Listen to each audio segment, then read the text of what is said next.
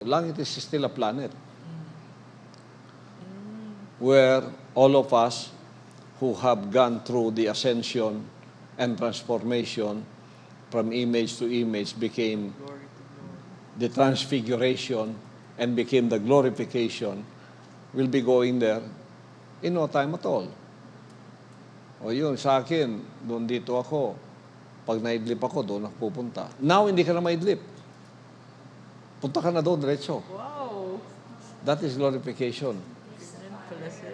Noon, nagidlip ako, yung espiritu ko.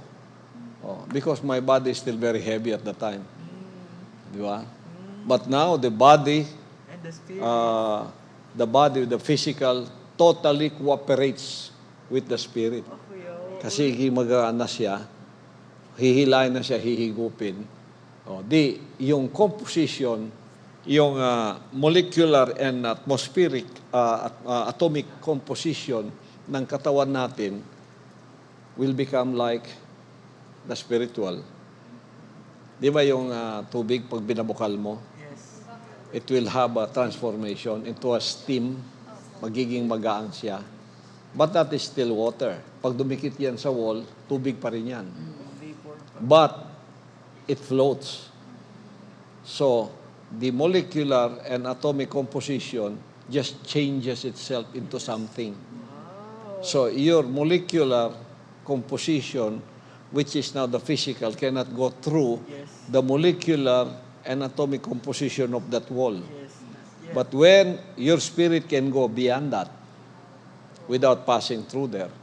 So when you understand that and you go into the higher level of things, you become one with your spirit. Father. So, yun ang sinasabi ng Word of God na now you see it, now you don't. It's like the wind. Those that are born in the Spirit are like the wind, di ba? Yes, Pastor John chapter 3, verse 8, the wind bloweth where it listeth. Oh, and the wind bloweth where it listeth, where it wants to go. Yes. Oh. And thou hearest the sound thereof, You hear the sound. but canst not tell where it cometh, Oh. and whither it goeth. Oh, you don't know where it came from and you don't know where it's going. Amen. So is everyone that is born of the Oh, Spirit. so is everyone that is born of the Spirit. You become a spiritual body and then your physical will be completely transformed. The molecular composition of your body will be completely transformed into that ma-vaporize ka ba? But you're still there. So you can go through anything like the body of the Lord Jesus Christ. Di ba? We are waiting for that. That our body may be fashioned unto like His glorious body. Di ba? That is already glorification. Father. Oh. But you have to reach that level.